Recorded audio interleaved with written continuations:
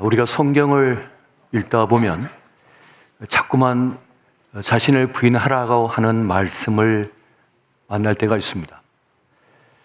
그런데 이 말씀을 오해를 해서 자기를 부정적으로 보라는 것으로 해석을 하는 경우도 있는 것 같습니다. 하지만 실상은 그렇지 않죠. 주님께서는 우리 자신을 가치 있고 긍정적으로 존귀하게 바라보라 이렇게 말씀하고 계시기 때문입니다. 자신을 제대로 보고 또 긍정적으로 보기 위해서는 우리의 생각하는 법을 바꿀 필요가 있을 것 같습니다. 우리는 자꾸만 나를 생각하는 그 습관, 나를 바라보는 그 습관이 부정적일 때가 참 많기 때문에 그러합니다. 우리 인생에서 매우 중요한 일이 있다면 그것은 바로 나를 가치 있게 소중하게 바라보는 것, 바로 그 일이 될 것입니다. 사실 우리는 가까이 서 있는 이들이 참 소중한 사람인 것을 알면서도 단점을 볼 때가 참 많습니다. 가장 가까이 있을수록 장점은 잘 보이지 않고 단점만 더 크게 보일 때가 많다는 겁니다. 그렇게 생각할 때 가장 가까이 서 있는 존재는 바로 나 자신이 되겠습니다.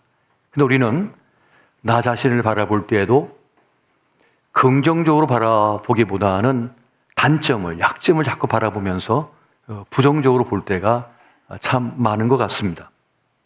여러분, 사람이 별을 좋아하는 이유를 아십니까? 멀리 있기 때문에 그렇습니다. 멀리 있어서 예뻐 보이는 거예요. 영롱한 빛만 보이기 때문에 그렇습니다. 그래서 대한동경이라고 하는 말도 있는 것을 보게 됩니다. 항상 저 건너편 멀리 있는 것이 좋아 보인다는 겁니다. 남의 떡이 더 커 보이고 더 괜찮아 보인다는 그런 말인 것이죠. 사실 우리는 우리 자신을 멀리서 볼 일이 없습니다. 늘 가까이서 볼 수밖에 없는 것입니다. 그래서 자신을 객관적으로 멀리서 바라보지 못하다 보니까 자꾸만 자신의 단점만, 약점만 부각시켜서 생각하고 바라볼 때가 많은 것 같습니다. 그래서 우리는 다른 건 다 잘 보면서 정작 자기 자신에 대해서는 제대로 가치 있게 제대로 보지 못하는 오류를 범할 때가 참 많은 것 같습니다. 그렇게 살면서 우리가 중요하게 여기는 일들이 참 많습니다만 그 가운데 정말 중요하게 여겨야 될 것이 있다면 바로 나 자신을 제대로 아는 것이고 또 제대로 인정하는 것이고 또 소중히 여기는 그 일이 되는 것 같습니다. 미국 남가주 대학의 심리학 교수인 레오 부스카클리아라고 하는 교수가 있는데 그가 그런 말을 합니다. 모든 문제는 사람들이 자기 자신을 건강하게 사랑하는 것을 배우지 못한 데에서 기인한다. 사람들이 자신을 건강하게 사랑하는 법을 배우지 못했다는 겁니다. 그런 교육을 제대로 받지 못하다 보니까 자기를 사랑하지 못한다는 거예요. 아끼지 못한다는 거예요. 그래서 자기를 아끼지 못한다 보니까 다른 사람도 아낄 줄을 모르고 사랑할 줄을 모른다는 겁니다. 그래서 모든 문제가 기인된다, 원인이 된다 이렇게 말씀하고 있는 겁니다. 작가 앤드류 매튜스라고 하는 사람은 또 그런 말을 합니다. 자신을 사랑하는 방법을 배우는 것이야말로 세상에서 가장 중요한 것을 배우는 것이다. 자기 사랑하는 법을, 자기 아끼는 법을 먼저 우리가 배워야 된다는 겁니다. 생존을 위한 여러 가지 기술도 습득해야겠습니다만은 자신을 아끼고 사랑하는 기술, 그 교육을 우리가 먼저 방법을 배워야 된다. 이것을 말씀하고 있는 것입니다. 제가 지난 세월 동안 많은 젊은 청년들을 상담하고 또 그들을 위해서 사역을 하면서 많은 상담을 하다 보니까 그들의 마음 깊은 곳에의 여러 가지 연약한 모습 또 아픔을 참 많이 보았던 것 같습니다.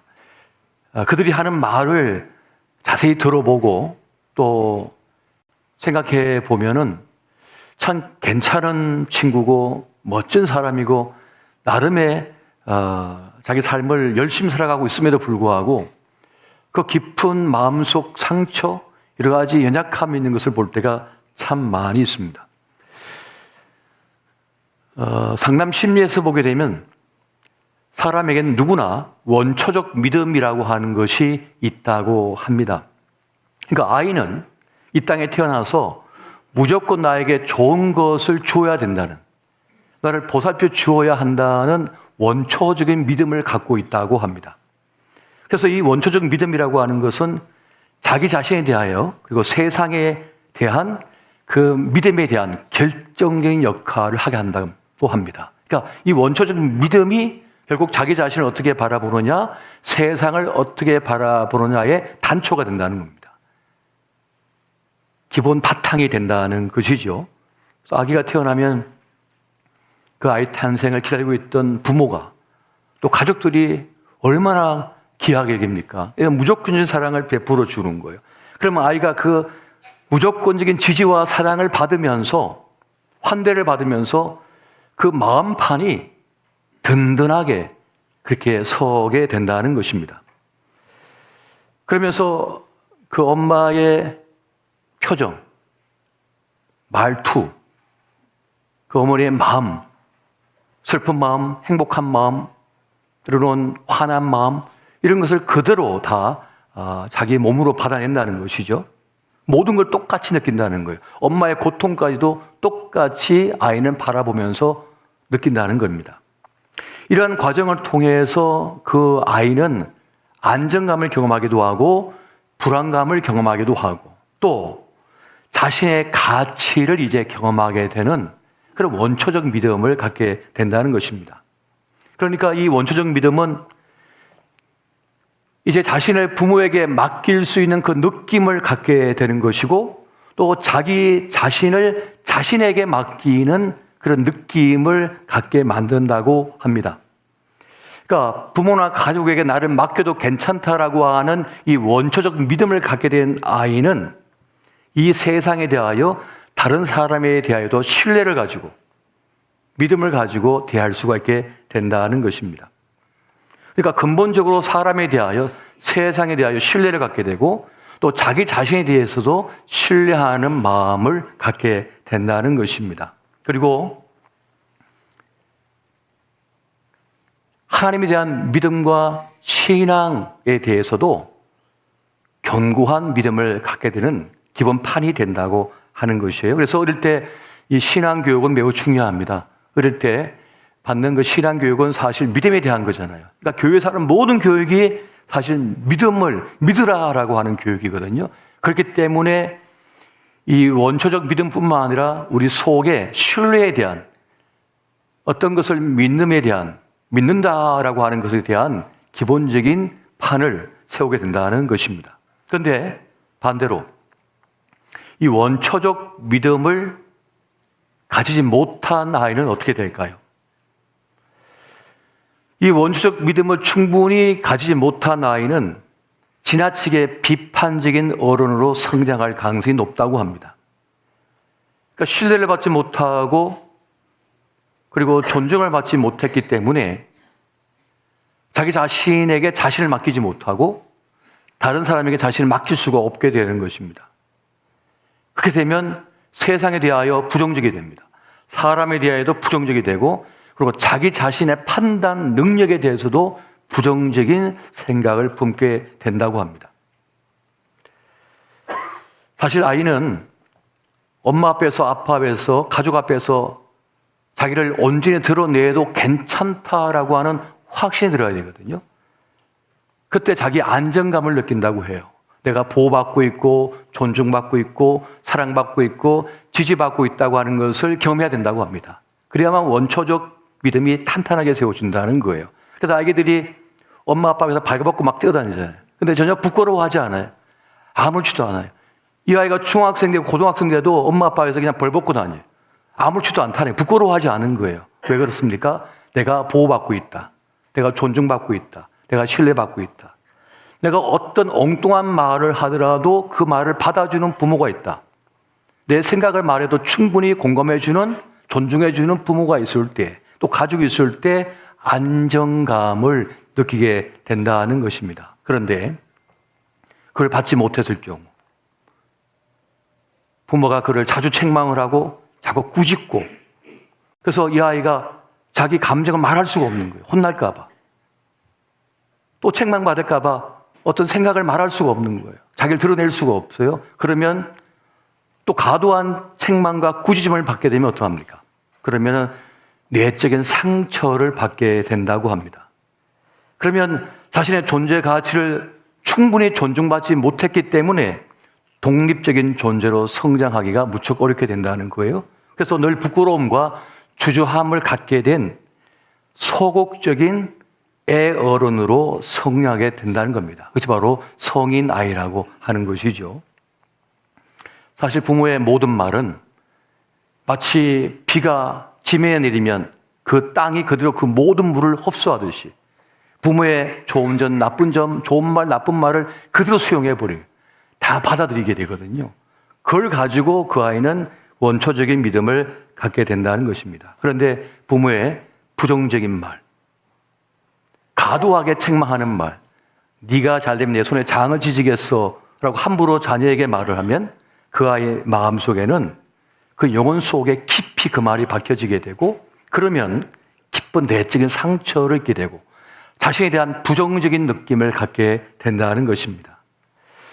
그렇게 그 부정적인 말을 간직한 아이는 자기는 세상에 아무짝에도 쓸모없는 인간이라고, 다른 아이들보다 나는 뒤처진 아이고 열등한 사람이라고 느끼게 된다는 겁니다. 그래서 무엇이든지 자신 있게 말을 못하고 늘 부끄러워하고 주저하는 삶이 될 수밖에 없다는 것이에요.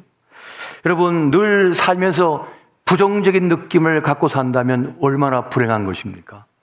한번 제대로 웃지를 못하는 거예요. 제대로 말을 못하는 거예요. 제대로 주장을 못하는 거예요. 늘 짓눌려 있어요. 웅크려져 있고 주눅들어 살아요. 이것이 그 원초적 믿음판의 문제가 생겼기 때문에 그러하다는 것입니다. 내가 누구인지 경험하는 것은 결국 가지고 태어나는 게 아닙니다. 결국 가족이나 주변 사람들에게 받은 거예요. 들은 말로 인하여 자기를 규정하게 된다는 것입니다. 그래서 아이는 부모로부터 주변 사람들로부터 충분히 가치 있는 존재로 받아들여지고 존중받을 필요가 있다는 것입니다. 그래서 부모에게 충분한 사랑, 또 주변 사람들에게 충분한 지지를 받고 자라게 되면 열린 마음으로 다른 사람을 당당하게 만납니다. 자신감 있게 자기 말을 하고 사람과 대화를 나누면서 자기 삶을 누릴 수가 있게 되어지는 그런 삶이 되는 것입니다. 그런데 반대로 충분히 자기를 느끼지 못한 사람은 늘 닫혀있는 사람이고 주눅들어 사는 사람이 되는 것입니다. 이처럼 이 원초적 믿음은 매우 중요한 것인데요. 그런데 이것으로 끝나게 해서는 절대 안 된다는 겁니다. 이것으로 끝나서는 절대 안 된다는 거예요. 그러니까 변화가 주어져야 돼요. 좋은 것이면 더 잘 돼야겠지만 부정적인 것이라면 다시 긍정적인 것으로 바꾸어줄 필요가 있다는 것입니다. 그래서 심리학에서 보면 칼 융은 그런 말을 하죠. 사람의 가치는 다른 사람들과의 관계에서가 아니라 나 자신 안에서 결정되어야 한다. 자신에 대한 느낌, 자신에 대한 존중이 다른 사람과의 관계에서 좌우되도록 해서는 안 된다. 사람과의 관계에서 많은 영향을 받겠지만 더 중요한 것은 자기 스스로 자신을 어떻게 보느냐에 달렸다. 그러니까 다른 사람들의 관계나 말로 인하여 자신이 규정되어지면 안 된다는 겁니다. 스스로가 자신을 제대로 판단하고 제대로 보는 사람이 된다는 거예요. 자신의 가치를 충분히 자기가 느낄 수가 있어야 된다는 그 말씀을 하고 있는 것이죠. 사실 성경을 보면 모두가 우리가 가치 있는 존재고 존중받아 마땅한 존재라고 고유한 하나님의 형상을 따라 지음받은 인생들이라고 말씀하고 있습니다. 그리고 그 성령의 임재는 뭡니까? 그를 깨트려서 그에게 자유를 주는 것이라고, 그에게 억눌렸던 모든 것을 벗어나서 참다운 자신을 찾는 것이라고 말씀해 주고 있습니다. 이것이 성경의 가르침이라는 것이거든요. 그러니까 자신의 가치를 찾게 되는 것이 우리 인생의 과제다, 숙제다라고 말씀하고 있다는 겁니다. 참된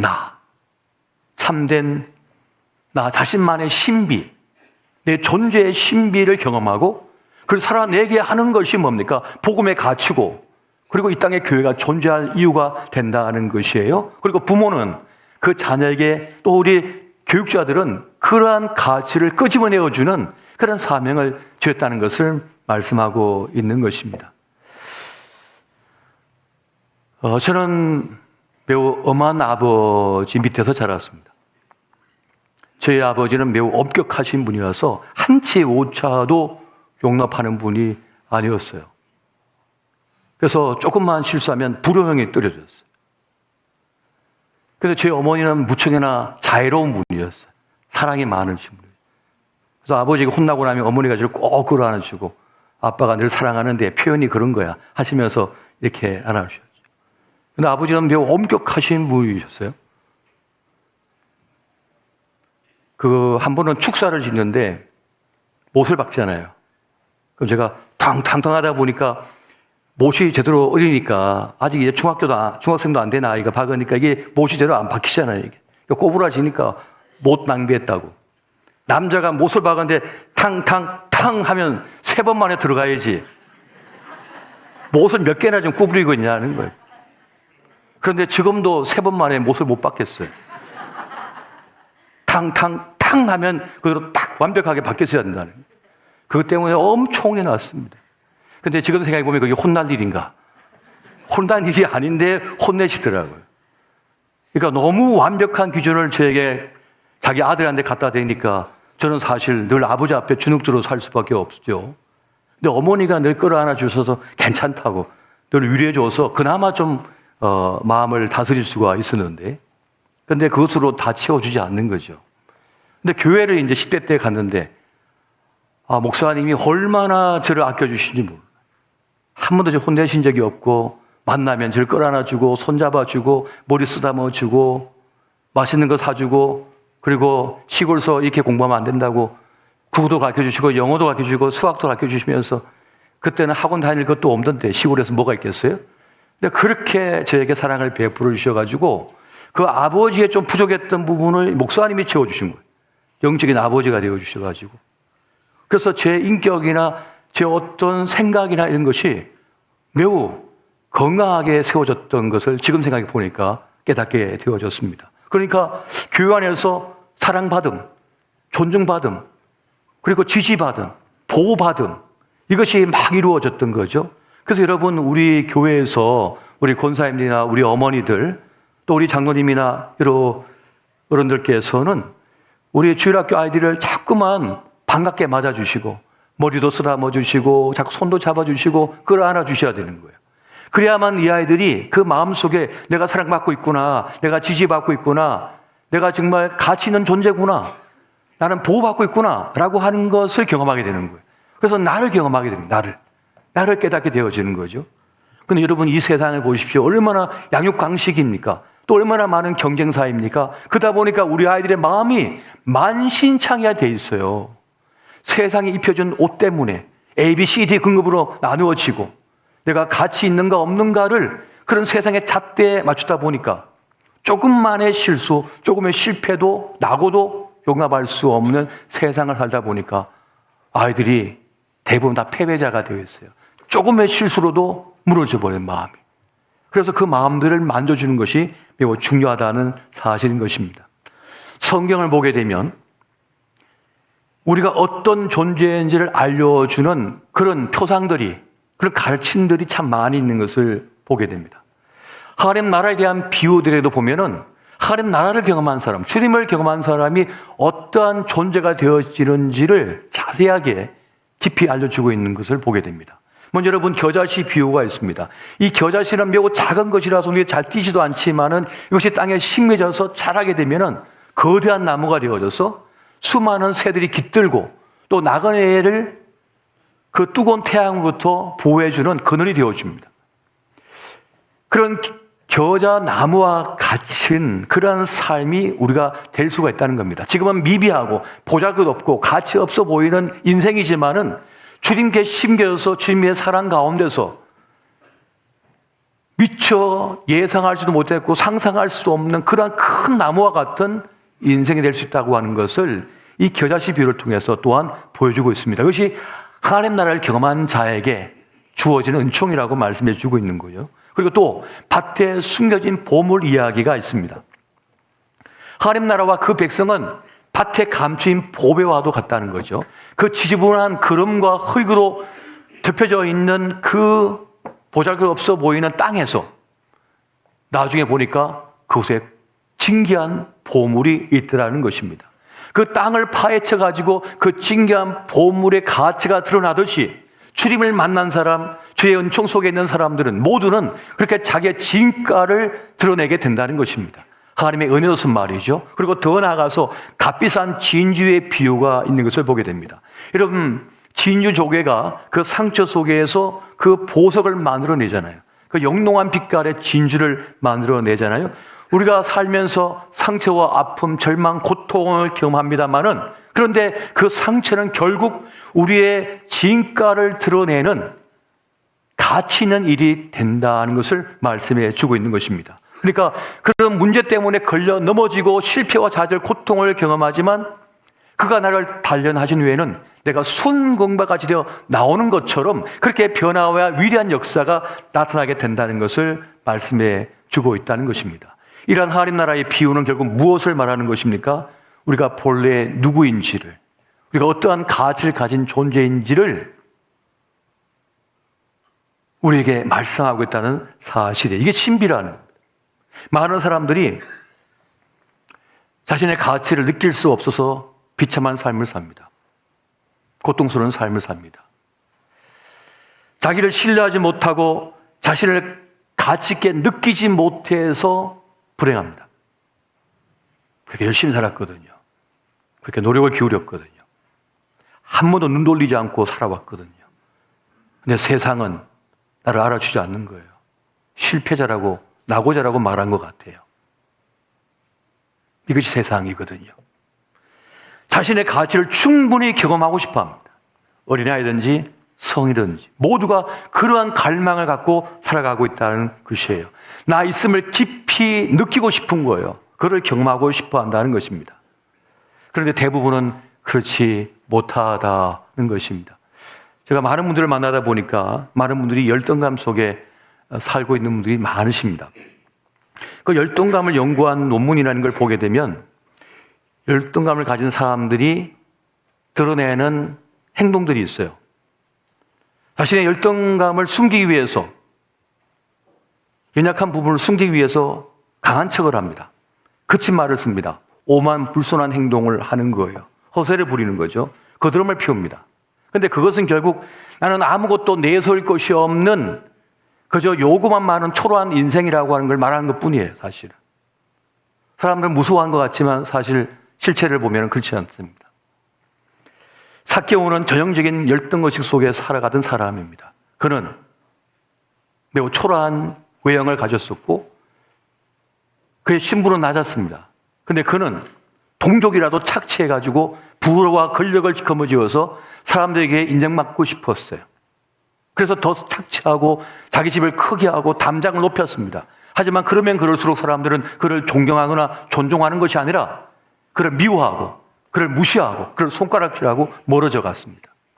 그런 인생을 살았어요, 삭개오가. 그런데 주님께서 삭개오를 만나러 오셨습니다. 그리고 그의 집에 들어가셨습니다. 주님은 그를 비난하지 않습니다. 그를 책망하지 않습니다. 그를 꾸짖지 않습니다. 그저 있는 모습 그대로의 삭개오를 인정하고 함께 식사를 나누십니다. 그때 삭개오가 거듭나게 됩니다. 그런 예수님께 말씀을 드립니다. 제가 누군가 토색 불의한 것이 있다면 4배나 갚겠습니다. 그리고 제 재산의 반을 떼어서 팔아서 가난한 자들에게 나누어 주겠습니다라고 그 자리에서 선언을 해버립니다. 삭개오는 주님을 만나고 와서 변화됐습니다. 거듭나 버렸습니다. 그가 그렇게 사람에게 인정받고 존중받고 싶었지만 그동안 받지 못했었는데 이제 자신을 깨트려서 그들 속에 들어가자 그들은 그 이스라엘 사람들의 일부가 되었고 그 공동체가 한 부분이 되어서 이제는 진짜 존중받는 사람이 되고 말았던 것입니다. 내 속에는 열등감이나 이러한 낮아진 마음은 어떻게 회복될 수 있을까요? 결국 공동체의 의식을 통해서만 해결받을 수가 있습니다. 내가 인정받고 싶다고 누군가에게 강요하거나 강제한다고 해서 받아들이는 것은 아닙니다.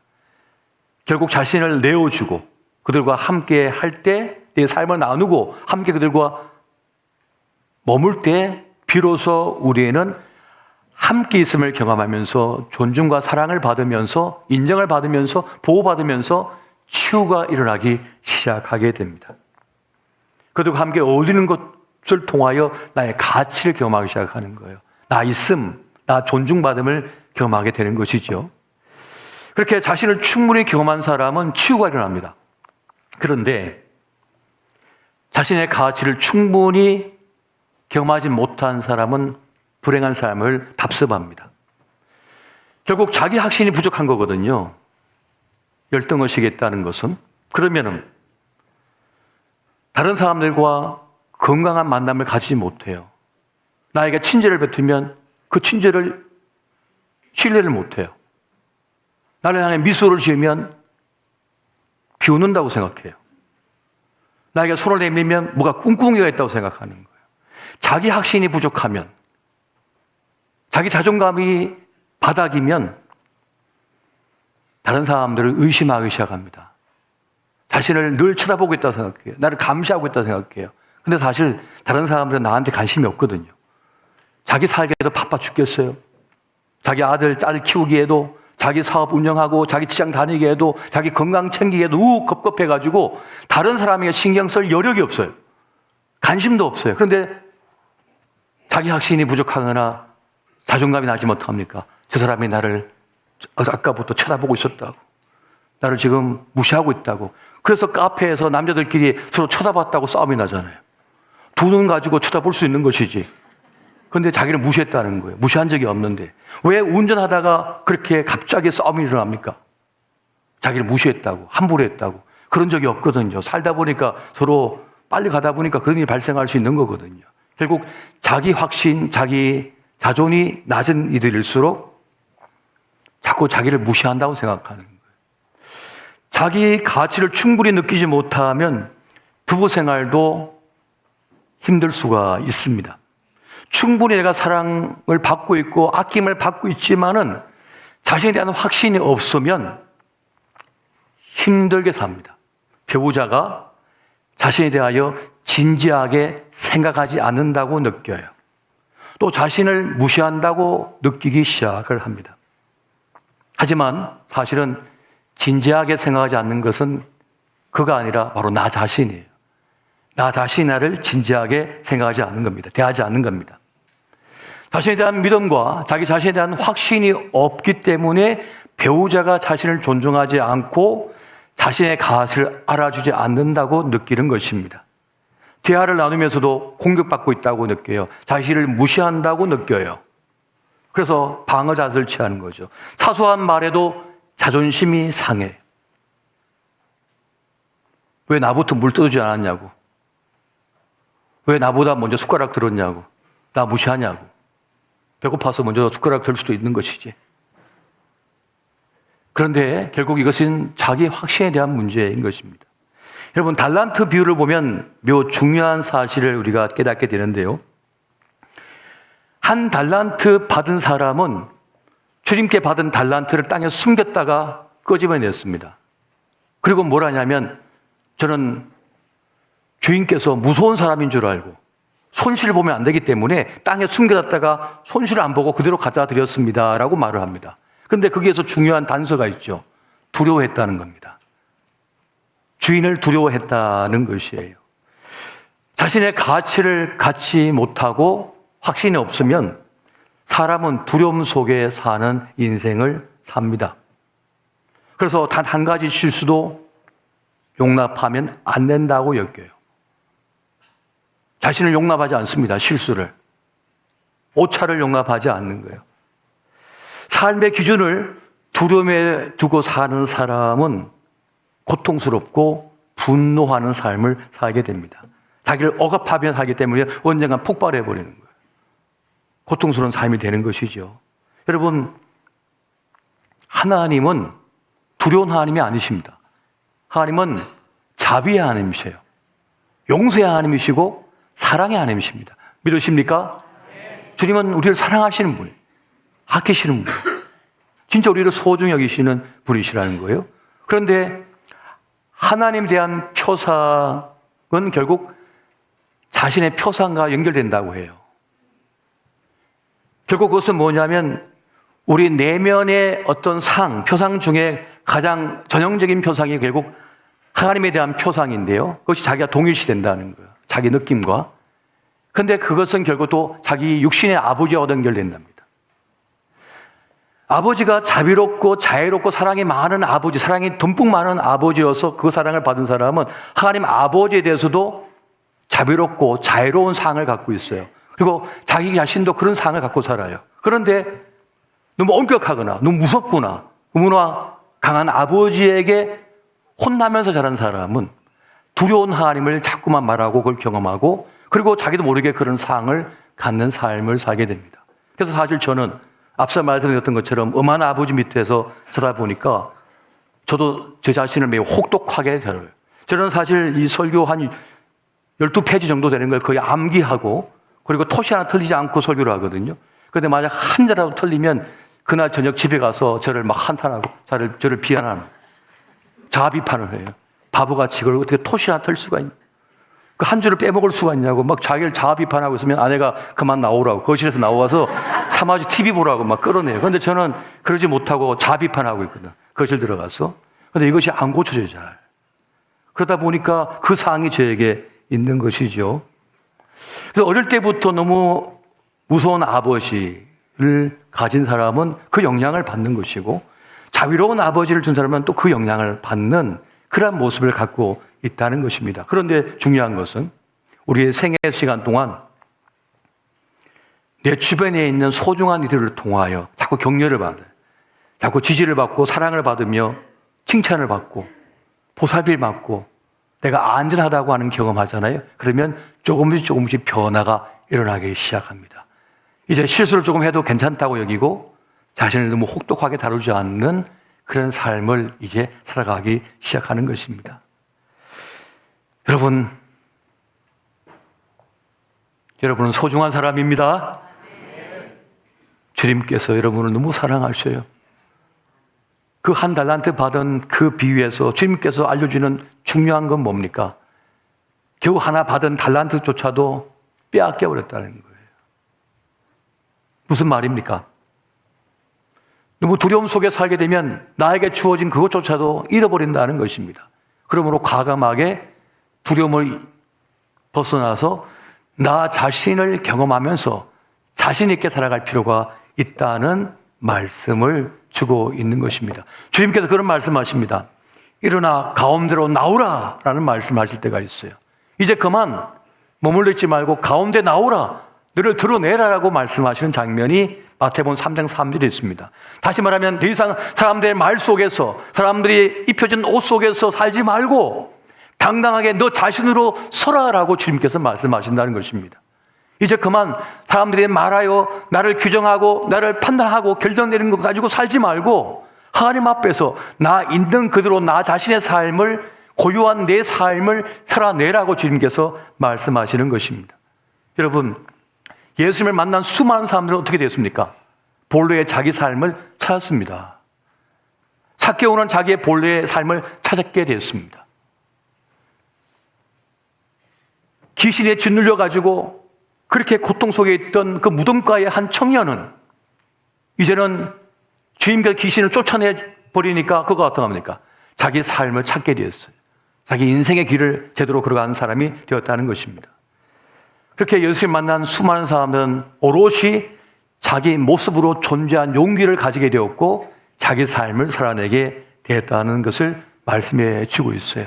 여러분, 자신의 가치를 되찾고 살아간다고 하는 것은 어떤 것입니까? 그것은 이제 누구도 나의 것, 나 자신의 것을 침범할 수도 없고 빼앗을 수도 없다는 것입니다.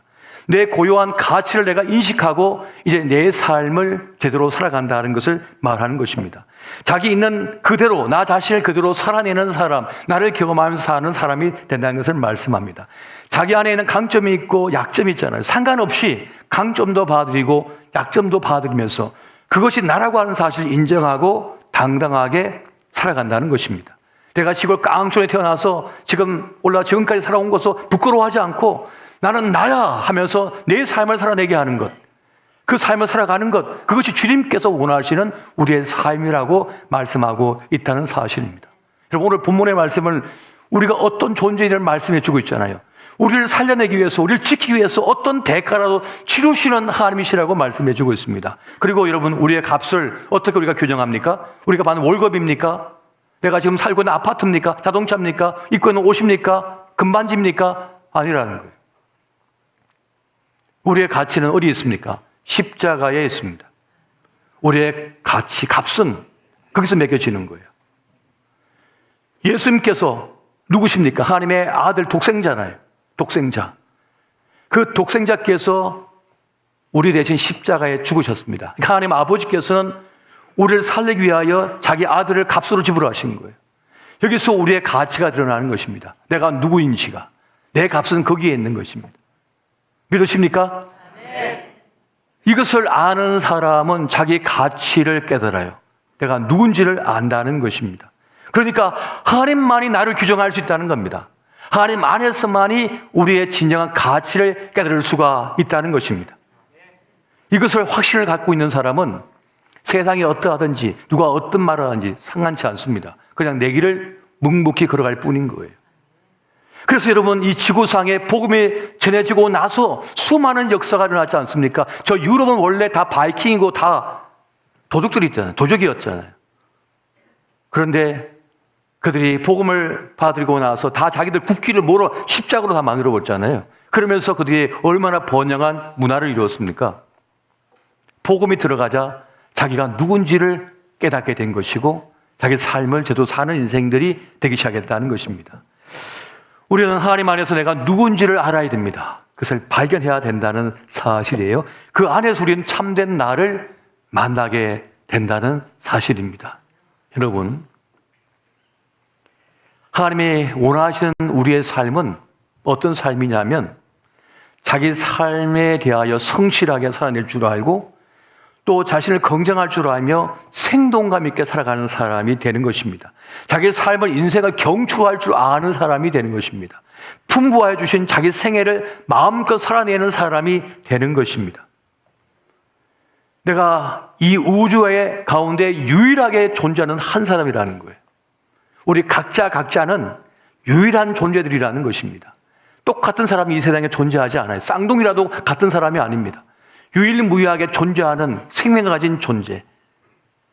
그것을 알고 살아내는 인생이 될 것을 주님께서는 우리에게 말씀하고 계시고 그 삶을 살아내는 것이야말로 소중한 내 인생을 살아내는 사람이라는 사실입니다. 할렐루야. 네. 여러분은 정말 소중한 사람임을 믿으시기 바랍니다. 네. 이것을 아셔야 돼요. 그렇지 않으면 비참하게 살아갑니다. 늘 주눅들어서 살아갑니다. 정말 너무나 소중한 생명이고 소중한 가치 있는 인생인데 정말 아무것도 아닌 것처럼 껍데고 살아간다니까요. 그런 인생이 얼마나 많은지 모릅니다. 화학산에서 헌병대장이 스스로 무기고에서 총을 쏘서 자기 권총으로 스스로 목숨을 끊었어요.